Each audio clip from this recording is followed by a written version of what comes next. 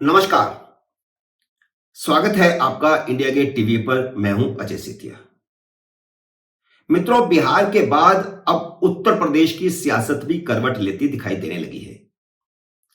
Samajwadi party के अध्यक्ष और पूर्व मुख्यमंत्री अखिलेश यादव ने पहली बार सड़क पर निकलकर महंगाई के खिलाफ प्रदर्शन किया है।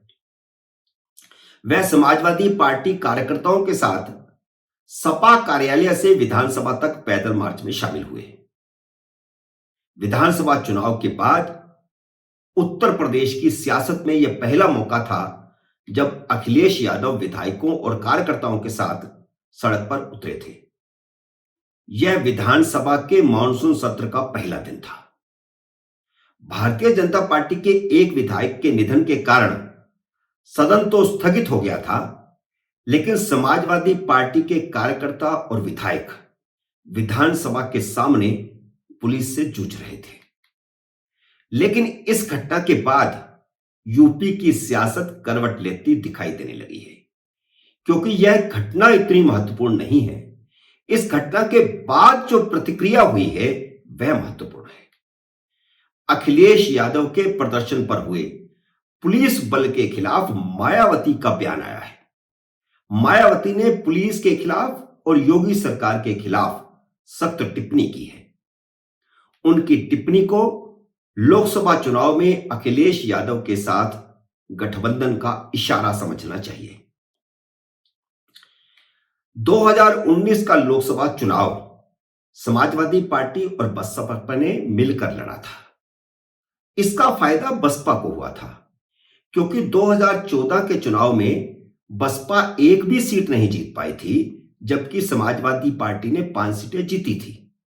2019 के चुनाव में सपा तो 5 सीटें ही जीती, लेकिन सपा से गठबंधन होने के कारण बसपा 10 सीटें जीत गई। 2019 के लोकसभा चुनाव में मिलकर लड़ने की तरह अगर 2022 का विधानसभा चुनाव भी अखिलेश यादव और मायावती मिलकर लड़ते तो तस्वीर कुछ दूसरी होती। भले ही सपा और बसपा मिलकर सत्ता में नहीं आते, लेकिन उनकी ताकत विधानसभा पे ज्यादा होती। मायावती की इतनी फजीहत नहीं होती जितनी 2022 के विधानसभा चुनाव में हुई। 2022 के विधानसभा चुनाव में सपा को तो 125 सीटें मिल गई, लेकिन मायावती सिर्फ एक सीट पर निपट गई। 2019 के लोकसभा चुनाव में अखिलेश यादव ने पहल की थी और उस पहल का नतीजा यह हुआ था कि यह गठबंधन हो गया। और यह गठबंधन 2015 के बिहार गठबंधन की तर्ज पर था, जिसमें नीतीश कुमार और लालू यादव ने मिलकर चुनाव लड़ा था और वे जीते थे।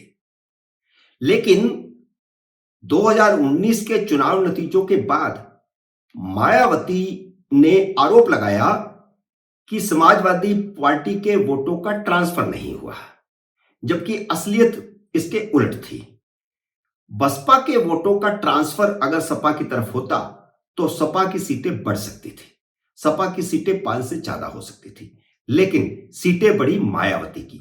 बढ़ी क्या, 2014 में तो मायावती को एक भी सीट नहीं मिली थी, जबकि 2019 के चुनाव में सपा से गठबंधन के कारण मायावती की पार्टी को 10 सीटें जीत मिली। इन पिछले 2.5-3 सालों में मायावती का मूल दलित वोट बैंक भी भारतीय जनता पार्टी की झोली में चला गया है। इसलिए मायावती अपनी राजनीतिक जमीन तलाशने की कोशिश कर रही है।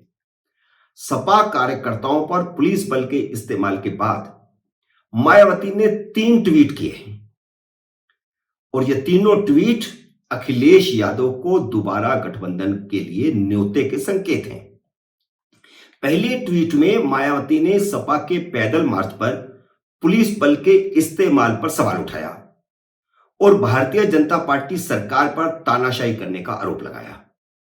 साथ ही बात बात पर विपक्षी नेताओं पर मुकदमे करने और उनकी गिरफ्तारी करने को लोकतंत्र के लिए घातक बताया। दूसरे ट्वीट में उन्होंने प्रयागराज विश्वविद्यालय में फीस बढ़ाने का मुद्दा उठाया और छात्रों के आंदोलन को कुचलने के प्रयास की निंदा की। तीसरे ट्वीट में मायावती ने लिखा, महंगाई, गरीबी, बेरोजगारी, बदहाल सड़कें, शिक्षा, स्वास्थ्य और कानून व्यवस्था आदि पर प्रदर्शन विपक्ष का लोकतांत्रिक अधिकार है। अब वह विपक्ष के प्रदर्शन को पुलिस बल से रोकने की कोशिश कर रही है, जबकि उसका खुद का विधानसभा के सामने बात बात पर सड़क जाम करने का और आम जीवन को ठप करने का क्रूर इतिहास है। तो इस प्रकार मायावती ने अप्रत्यक्ष तौर पर अखिलेश यादव को समर्थन दे दिया है। जून 2019 में गठबंधन तोड़ने के बाद यह पहला मौका है जब मायावती ने समाजवादी पार्टी को राहत देने वाली बात बोली है। मायावती का यह बयान बिहार में दोबारा महागठबंधन बनने के बाद आया है।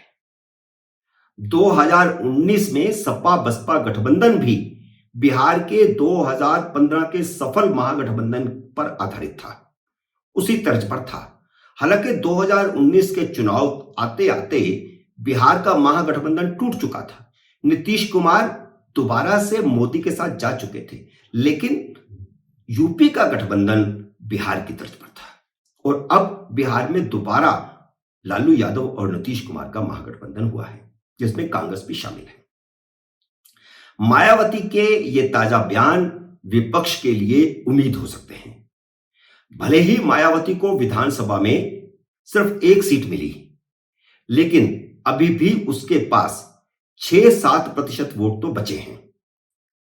2019 में सपा और बसपा गठबंधन के पीछे बड़ा हाथ अखिलेश यादव का रहा है। जैसा कि मैंने पहले कहा, वह खुद जाकर के मायावती से मिले थे, लेकिन इस बार लग रहा है कि पहल मायावती की ओर से की गई है।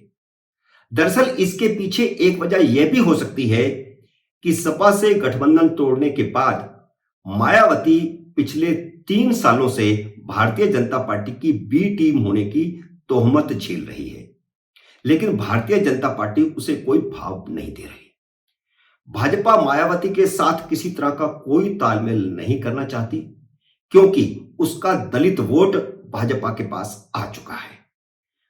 भाजपा मायावती के साथ फिर से कोई गठबंधन करके दलित वोटों को दोबारा उसकी झोली में डालने की कोई गलती नहीं करना चाहती। लोकसभा चुनाव 2019 में बसपा को 19.43% वोट मिला था। यह सपा से भी ज्यादा था। सपा को 18.11% वोट मिला था। तो अब गिरावट आई है तो बसपा के वोट में आई है, क्योंकि बसपा का विधानसभा में जो चुनाव हुआ है उसमें वोट 6-7% रह गया। जो तीसरी सहयोगी पार्टी आरएलडी थी उस समय, उसको 1.69% वोट मिले थे। बसपा को जहां अकेले लड़कर 2014 के चुनाव में एक भी सीट नहीं मिली थी, वहीं 2019 में सपा के साथ मिलकर के 10 सीटें मिल गई थी। जबकि सपा को 2014 में भी 5 सीटें मिली और 2019 में भी 5 सीटें मिली। तो 2019 के गठबंधन को सपा को कोई फायदा नहीं हुआ था, न नफा हुआ न नुकसान हुआ। जबकि इस गठबंधन के कारण भारतीय जनता पार्टी को 9 सीटों का नुकसान हुआ था। और अब अगर सपा और बसपा का गठबंधन होता है तो भाजपा को काफी नुकसान हो सकता है। अब अगर हम देखें तो सपा और बसपा के 2019 के चुनाव में जो वोट मिले हैं, करीब करीब उतने ही वोटे अगर हम तीनों को जोड़ लें, आरएलडी के, समाजवादी पार्टी के और मायावती के, इन तीनों के वोट अगर जोड़ लें तो यह भारतीय जनता पार्टी के वोटों के करीब करीब बराबर है। यूपी में यादवों के बाद कुर्मी सबसे बड़ा ओबीसी वोट बैंक है, जो भारतीय जनता पार्टी के साथ है। कुर्मी जाति के सभी बड़े नेता अभी भारतीय जनता पार्टी के साथ हैं। हालांकि अभी कुछ भी नहीं कहा जा सकता, लेकिन अखिलेश यादव और मायावती का गठबंधन होता है और दोनों मिलकर फूलपुर में नीतीश कुमार को समर्थन देते हैं, तो उसका असर दूसरी सीटों पर हो सकता है। नीतीश कुमार अगर उत्तर प्रदेश के कुछ कुर्मी वोट भी तोड़ करके ले आते हैं और सपा और बसपा को देते हैं, तो विपक्ष को उसका फायदा हो सकता है। मित्रों, उम्मीद है मेरा ये वीडियो आपको पसंद आया होगा। इसे लाइक करिए, शेयर कीजिए। अगर आपने मेरे YouTube चैनल को सब्सक्राइब नहीं किया तो कृपया सब्सक्राइब भी कीजिए और घंटी का बटन भी दबाइए, ताकि जैसे ही मेरा नया वीडियो आए आपको सूचना आए। मेरे नए वीडियो का करिए इंतजार। तब तक नमस्कार।